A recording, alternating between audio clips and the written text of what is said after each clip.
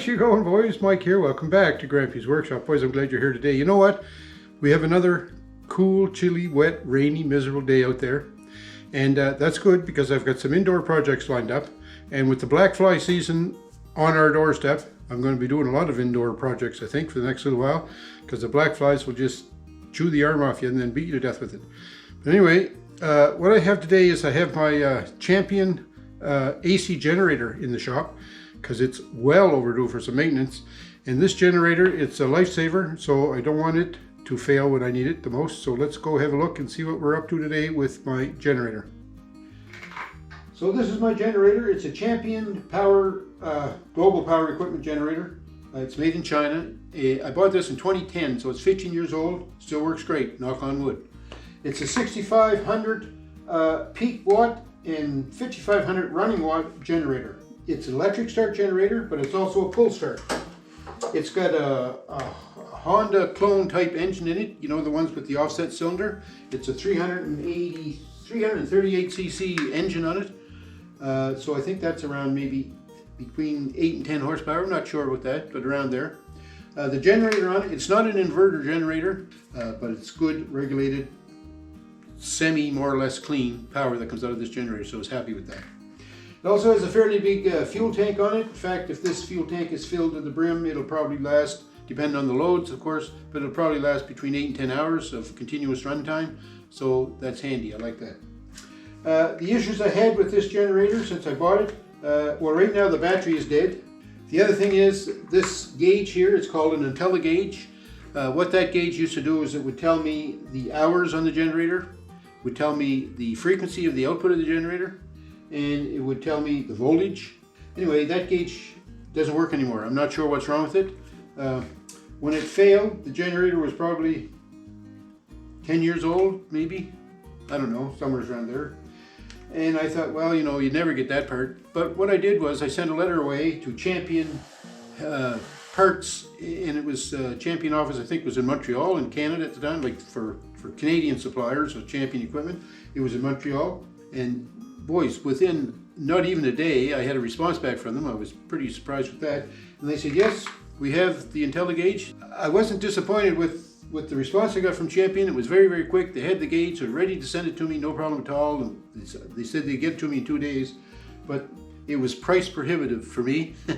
So I decided I'm not going to replace the IntelliGauge. But what I did do was I bought an electronic gauge, an aftermarket one that I can put on here that will tell me the hours. And to me, that was more important than what the voltage was, because I can always check the voltage with a meter, and the frequency too. You can get meters now that can check frequencies. But what I want to know is the hours. So I have an aftermarket hour meter, and I'm going to be installing that during this service. And I'm also going to be replacing the battery. I have to get a new battery for it. Oh, one other thing. I had mentioned in the intro there that my maintenance is way behind in this generator. Well, it's May of 2025 right now, and when I look on my tag here, the last time this was serviced, oh, it's a sin to say this, but it was May of 2021. Since then, we've been through Hurricane Fiona, and Hurricane Fiona, oh, what a storm. I don't even like to think about that. But this generator powered the camp for 18 days, I think it was. We were without power for 18, or was it 21? I forget. It was a long time anyways. With no power. It was over 2 weeks, but I don't think it was 3 weeks. Anyway, it doesn't matter. It was a long time. I ran this from like probably 7 o'clock in the morning till 11 o'clock at night, steady for those days. All I did was add fuel to it, and it powered the camp, never let us down once. She's a great machine. So, yeah, and I haven't done maintenance on it all that time, so I think it's due, right? I better get at it, because the power could go out here at any time.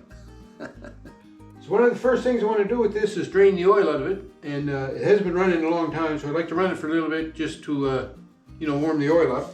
So when I put the generator away, when I'm finished with it, I always shut the gas off and let the carburetor run dry. And to me, that's a key procedure to follow if you want your generator to be reliable and start up for you every time. So I'm going to turn the fuel on now. Also, because I store this in the sugar shack, it's prone to have critters in there, so I always turn the choke on so that critters can't get down the throat of the carburetor. So the choke should be on, and because the battery is toast, I have to use the pull start. So we're going to try and pull start this. And I was just bragging about how nice a procedure it is to drain the carburetor so that it starts good each time you need it. We'll just see how many times I have to pull on this before we can get it to start. Hopefully it's not going to be a lot. Then,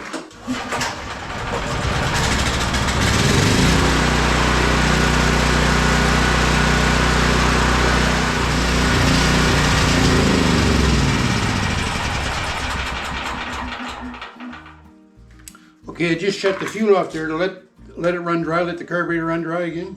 So it's been running now for about 5 minutes. So while it was running, I had my meter here and I'm checking it, and the 110 was 120.4 volts, and the 220 side of it was 240.1, I think it was, something like that. It's pretty steady too. I think it flashed up to 240.5 one time, so good and steady voltages. Of course, no load on it, but you know, it's with no load, you want it to be right dead on, right? Gonna try and drain the oil out of it now.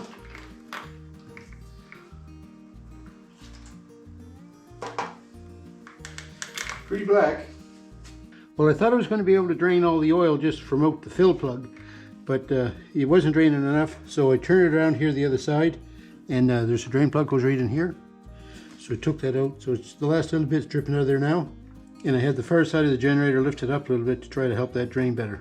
What I have in here is 10W30 regular oil. It's not synthetics, just regular oil.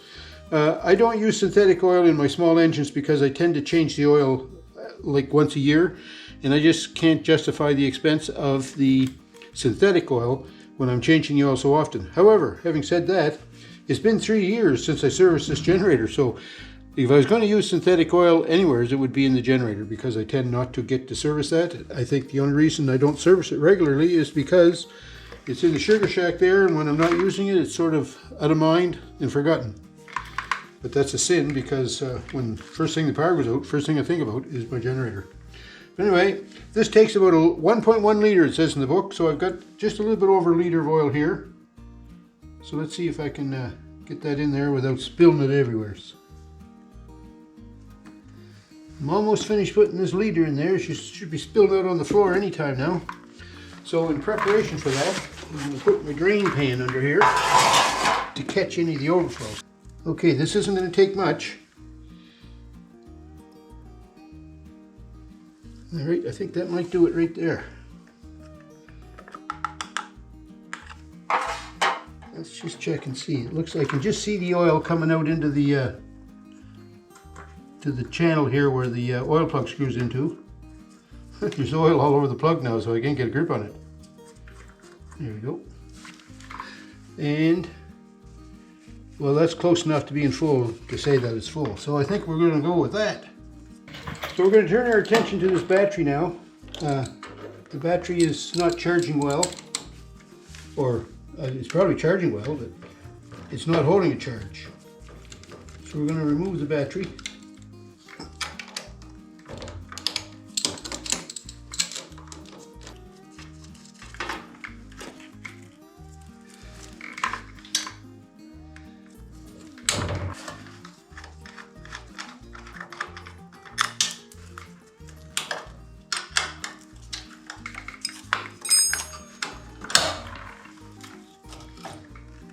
So just to do some more further testing on this battery before we declare it as NFG, I'm going to try to charge it for a bit, see how we make out. So I got my charger on here now.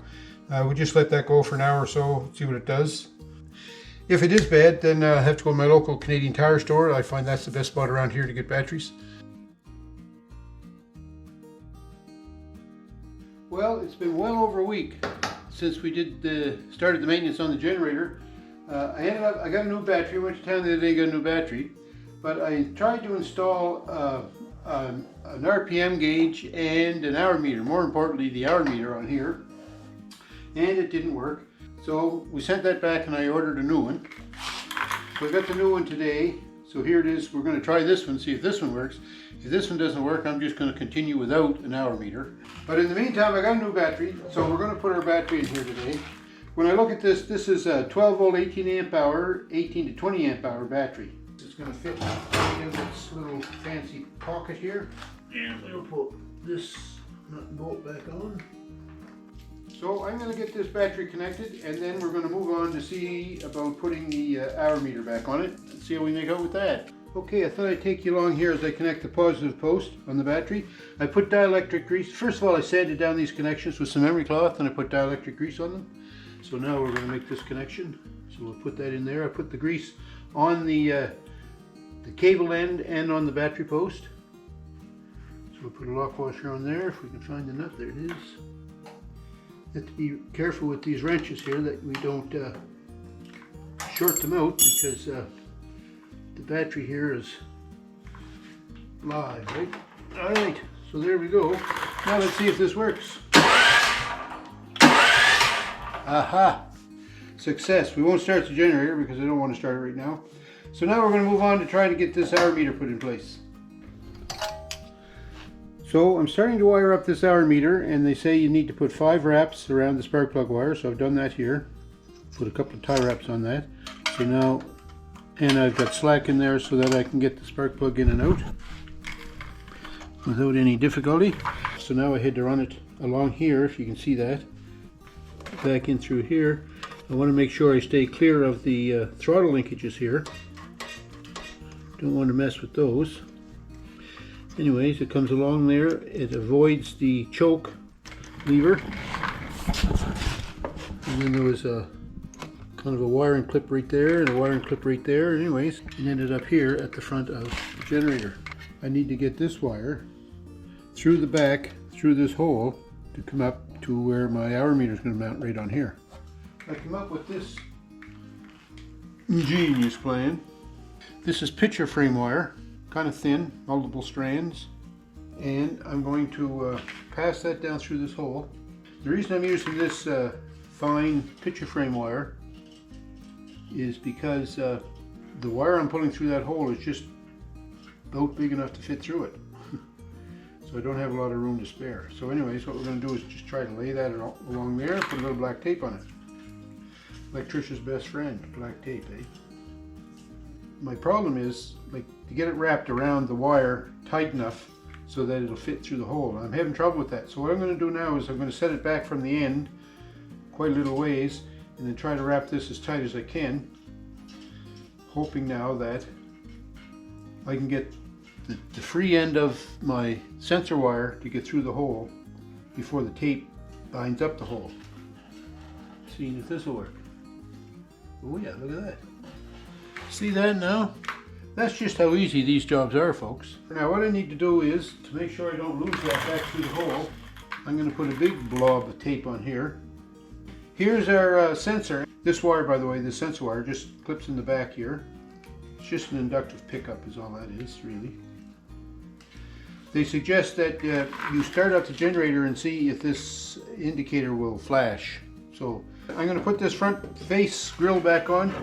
Make sure everything's good and solid and the way it's supposed to be before I start it up. Let's try and start it. Turn the fuel on, turn the choke on, and we'll try the electric start.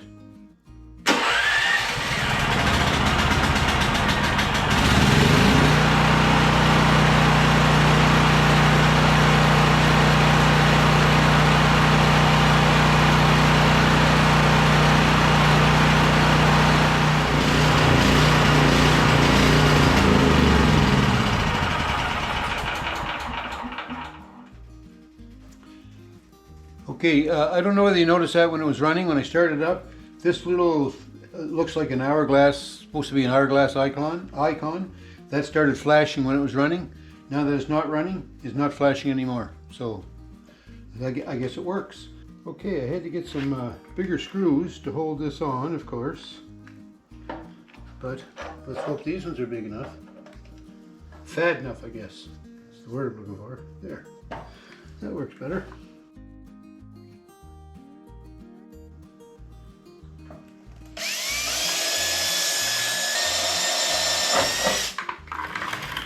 And then we put the other screw in here. Yep. Yep. There we go. It's even kind of level. I think that's it. Let's start it up once more and make sure this works.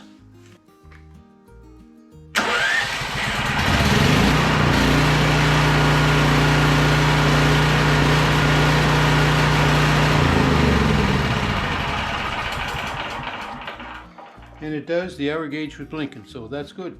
So the maintenance is completed on the generator. I changed the oil, checked the filters, checked the plug. Didn't do anything with the valves. The engine's running good, so I figured the valves are fine the way they are.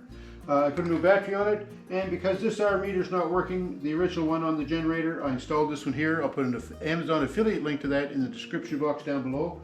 This will work on any engine that has a spark plug, be it 2-stroke, 4-stroke, 1-cylinder, 2-cylinder, 4 cylinders, anything at all with a spark plug, this will work. Okay, so that's it. I hope you enjoyed the video about doing some maintenance on the generator.